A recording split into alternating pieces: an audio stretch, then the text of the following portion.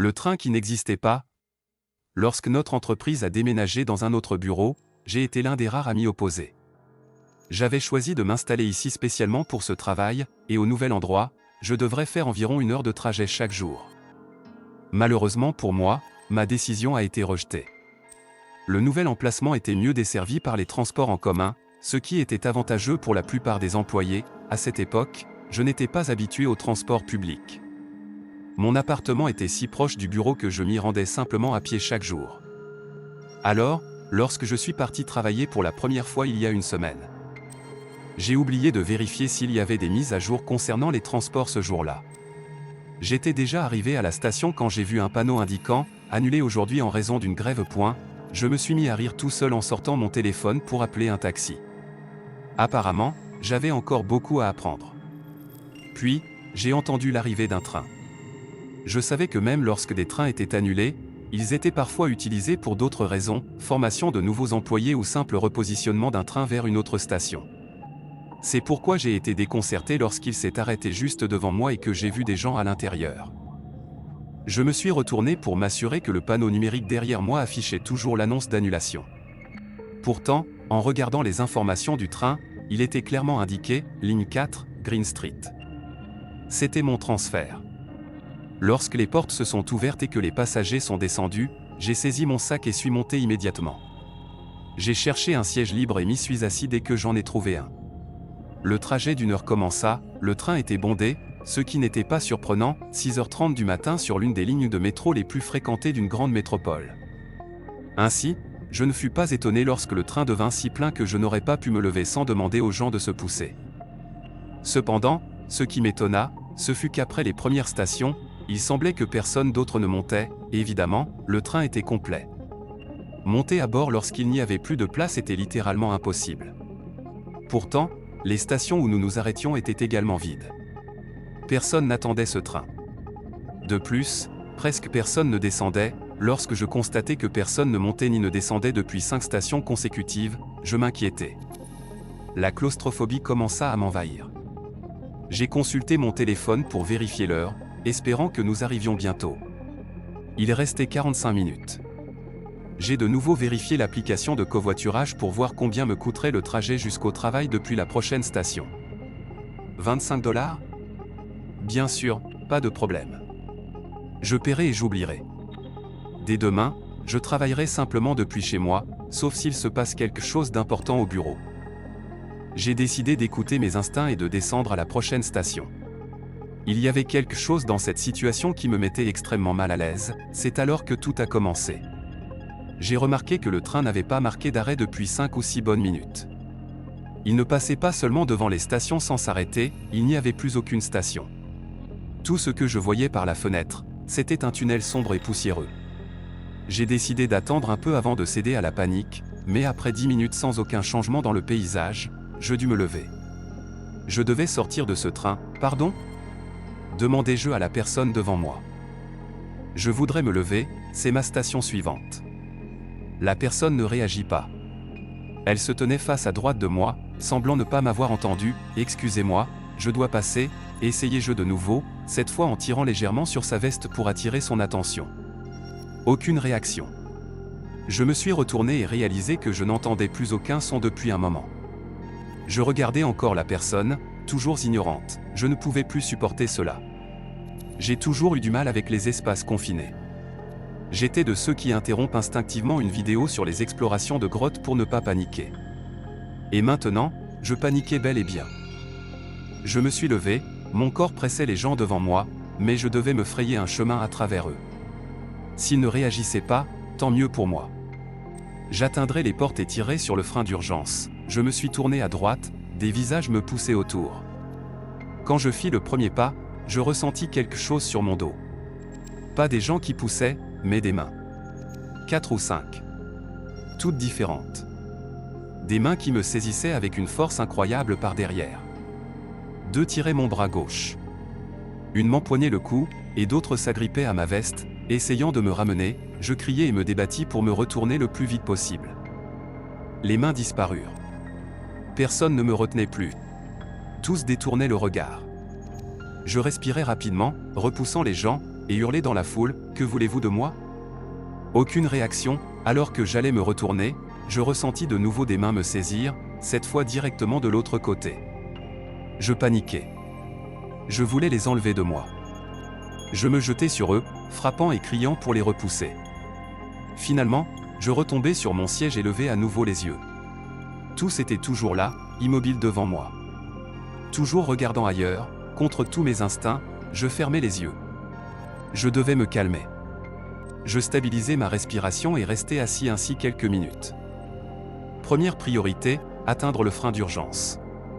Les autres passagers semblaient me saisir chaque fois que je me retournais vers eux. Cela me donna une idée, même si la simple pensée me déplaisait. Je suis descendu de mon siège et me suis laissé tomber au sol, repoussant les autres autant que je pouvais. Finalement, j'ai réussi à libérer assez d'espace pour m'allonger. Je me suis couvert la tête avec les mains et j'ai commencé à tendre mes jambes, me poussant lentement vers les portes du train. Je faisais attention à ne pas perdre les autres de vue, je les regardais comme si ma vie en dépendait. Heureusement, mon idée semblait fonctionner. Personne ne me saisissait plus, j'ai continué ainsi jusqu'à atteindre enfin les portes du train. Je me suis assis, puis relevé à nouveau, m'assurant que mon dos restait tourné vers les passagers. Maintenant, je voyais le frein d'urgence. À environ 1 mètre sur ma gauche, j'ai tendu la main vers lui, mais elle n'était pas assez longue. Je me suis penché, tournant le torse, et soudain j'ai de nouveau senti des mains. Mais cette fois, c'était suffisant. J'ai réussi à accrocher le frein d'urgence avec mon index et, en mettant tout mon poids dans ce geste, j'ai tiré de toutes mes forces, le tunnel n'était pas la seule chose qui semblait éternelle.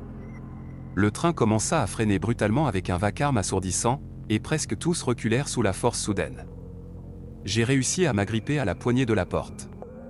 Les sensations et le hurlement dans mes oreilles ne s'arrêtaient pas. Ils continuaient. Comme si la distance de freinage était infinie, appliquant une pression continue sur tous dans le train. Au moins, cela arrêtait les mains qui me retenaient. Elles tentaient toujours de me saisir, mais la force du freinage les repoussait constamment.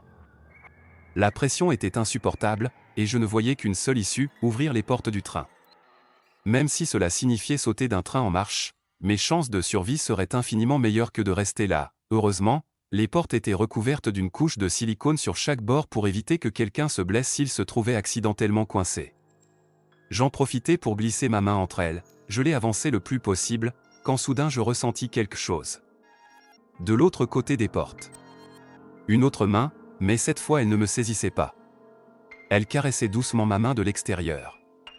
Un frisson me parcourut le dos, et je faillis me retirer instinctivement. Presque.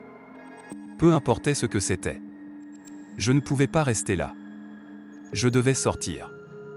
Je décidai d'ignorer cette main, j'y glissai l'autre main, et les caresses continuèrent. La force du freinage semblait prête à me briser les 2 bras, mais je devais continuer. Je commençais à écarter les portes de toutes mes forces, quand je vis le reflet des autres passagers dans les vitres.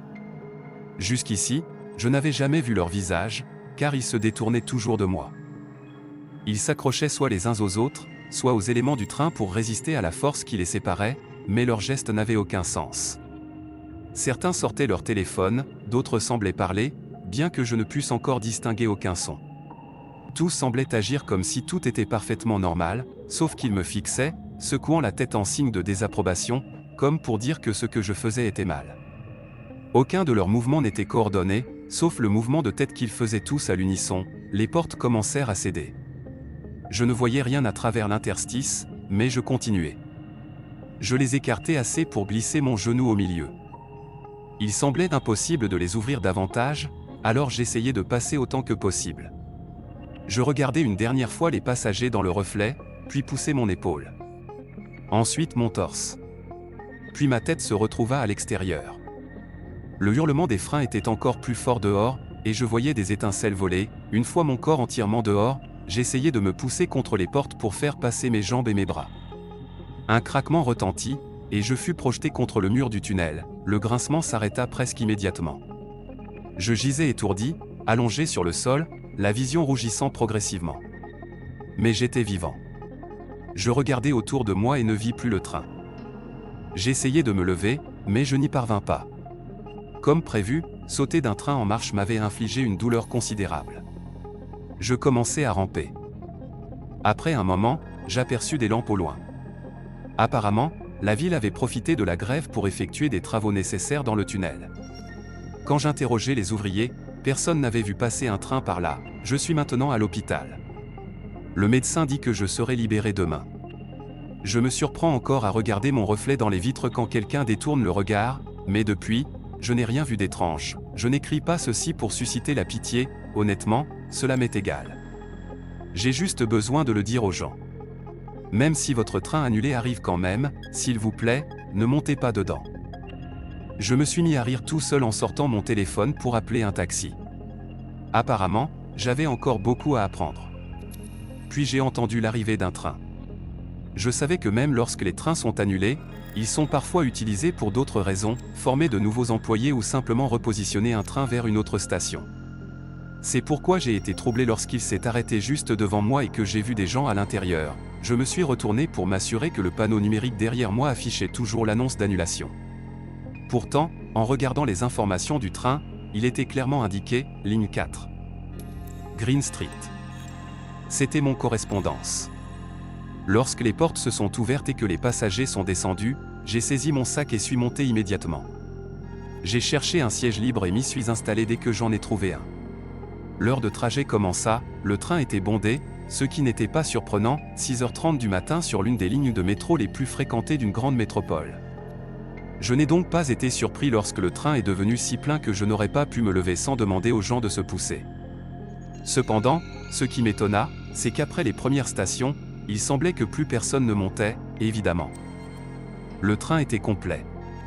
Monter à bord quand il n'y avait plus de place était littéralement impossible. Pourtant, les stations où nous nous arrêtions étaient également vides.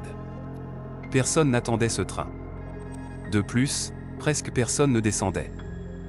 Quand j'ai vu que, pendant 5 stations consécutives, personne ne montait ni ne descendait, je me suis inquiété.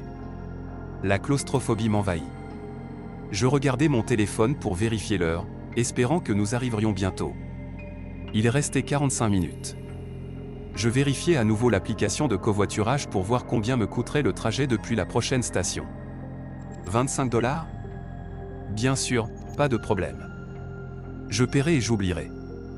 Dès demain, je travaillerai simplement depuis chez moi, sauf s'il se passe quelque chose d'important au bureau. J'ai décidé d'écouter mes instincts et de descendre à la prochaine station.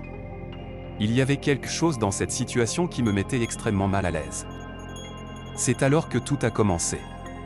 J'ai remarqué que le train n'avait pas marqué d'arrêt depuis 5 ou 6 bonnes minutes. Il ne passait pas seulement devant les stations sans s'arrêter, il n'y avait plus aucune station. Tout ce que je voyais par la fenêtre, c'était un tunnel sombre et poussiéreux. J'ai décidé d'attendre un peu avant de céder à la panique, mais après 10 minutes sans aucun changement dans le paysage, je dus me lever. Je devais sortir de ce train. « Pardon ?» demandai-je à la personne devant moi. « Je voudrais me lever, c'est ma station suivante. » La personne ne réagit pas. Elle se tenait face à droite de moi, semblant ne pas m'avoir entendu. « Excusez-moi, je dois passer », essayai-je de nouveau, cette fois en tirant légèrement sur sa veste pour attirer son attention. Aucune réaction. Je me retournai et réalisai que je n'entendais plus aucun son depuis un moment. Je regardais encore la personne, toujours ignorante. Je ne pouvais plus supporter cela. J'ai toujours eu du mal avec les espaces confinés.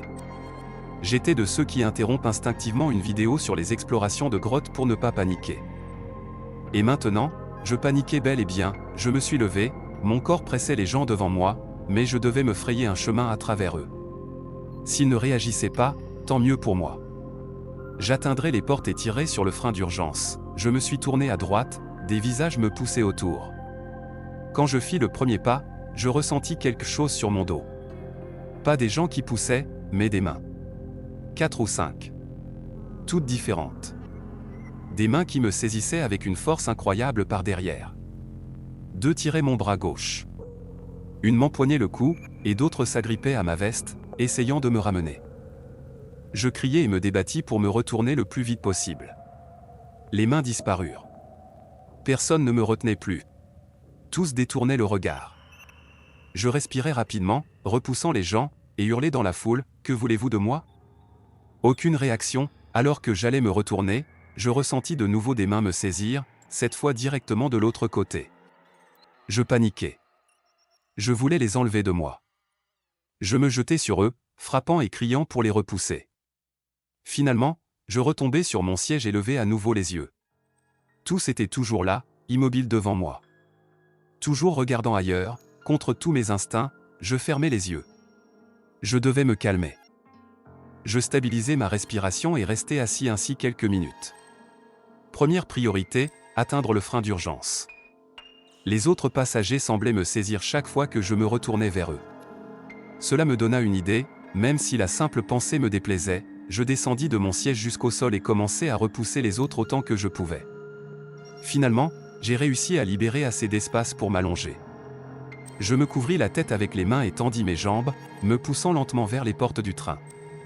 Je faisais attention à ne pas perdre les autres de vue, je les regardais comme si ma vie en dépendait. Heureusement, mon plan semblait fonctionner.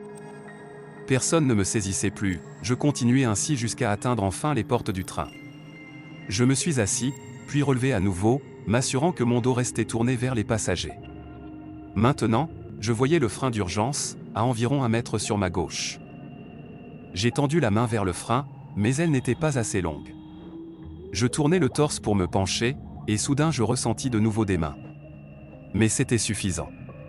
J'ai réussi à accrocher le frein d'urgence avec mon index et, en mettant tout mon poids contre les mains qui me retenaient, je tirais de toutes mes forces, le tunnel n'était pas la seule chose qui semblait durer éternellement. Le train se mit à freiner brutalement avec un bruit assourdissant, et presque tous reculèrent sous la force soudaine. J'ai réussi à m'agripper à la poignée de la porte. Les sensations et le hurlement dans mes oreilles ne s'arrêtaient pas. Tout continuait, comme si la distance de freinage était infinie, appliquant une pression constante sur tous les passagers. Au moins, cela avait stoppé les mains qui me retenaient. Elles essayaient toujours de m'attraper, mais la force du freinage les repoussait sans cesse. La pression était insupportable, et je ne voyais qu'une seule issue, il fallait que j'ouvre les portes du train. Même si cela signifiait sauter d'un train en marche, mes chances de survie étaient infiniment meilleures que de rester là. Heureusement, les portes étaient recouvertes d'une couche de silicone sur les bords pour éviter que quelqu'un se blesse en se coinçant accidentellement. J'en profitais pour glisser ma main entre elles. Je l'avançais autant que possible, quand soudain je ressentis quelque chose. De l'autre côté des portes, une autre main, mais cette fois elle ne me saisissait pas. Elle caressait doucement ma main de l'extérieur. Un frisson me parcourut le dos, et j'eus presque un réflexe de recul. Presque. Peu importait ce que c'était. Je ne pouvais pas rester là. Il fallait que je sorte. Je décidai d'ignorer cette main, je glissai ma seconde main entre les portes, et les caresses continuèrent. La force du train en freinage semblait vouloir briser mes 2 bras, mais je devais continuer. Je commençai à écarter les portes de toutes mes forces et aperçus le reflet des autres passagers dans les vitres. Jusqu'ici, je n'avais jamais vu leur visage, car ils se détournaient toujours de moi, ils s'accrochaient les uns aux autres ou aux éléments du train pour résister à la force qui les séparait, mais leurs gestes n'avaient aucun sens. Certains sortaient leur téléphone, d'autres semblaient parler, bien que je ne puisse entendre aucun son. Tous semblaient agir comme si tout était parfaitement normal, sauf qu'ils me fixaient, secouant la tête en signe de désapprobation, comme pour me dire que ce que je faisais était mal. Aucun de leurs mouvements n'était coordonné, sauf le mouvement de tête qu'ils faisaient tous à l'unisson. Les portes commencèrent à céder. Je ne voyais rien à travers l'interstice, mais je continuais. Je les écartais assez pour passer le genou au milieu. Il semblait impossible de les ouvrir davantage, alors j'essayais de passer le plus possible. Je regardais une dernière fois les passagers dans le reflet, puis poussai mon épaule. Ensuite mon torse passa. Puis ma tête se retrouva à l'extérieur. Le hurlement des freins était encore plus fort dehors, et je voyais des étincelles voler. Une fois mon corps entièrement dehors, j'essayais de me pousser contre les portes pour faire passer mes jambes et mes bras. Un craquement retentit, et je fus projeté contre le mur du tunnel. Le grincement s'arrêta presque immédiatement. Je gisais étourdi sur le sol, la vue rougissant progressivement. Mais j'étais vivant. Je regardais autour de moi et ne vis plus le train. J'essayais de me lever, mais je n'y parvins pas. Comme prévu, sauter d'un train en marche m'avait infligé une douleur considérable. Je commençais à ramper, après un moment, je distinguais des lampes au loin. Apparemment, la ville avait profité de la grève pour effectuer des travaux nécessaires dans le tunnel. Quand j'interrogeais les ouvriers, personne n'avait vu passer un train ici, je suis maintenant à l'hôpital. Le médecin dit que je serai libéré demain. Je me surprends encore à regarder mon reflet dans les vitres quand quelqu'un détourne le regard. Mais depuis, je n'ai rien remarqué d'étrange. Je n'écris pas ceci pour susciter la pitié, honnêtement, cela m'est égal. J'ai juste besoin de le dire aux gens. Même si votre train annulé arrive quand même, s'il vous plaît, ne montez pas dedans.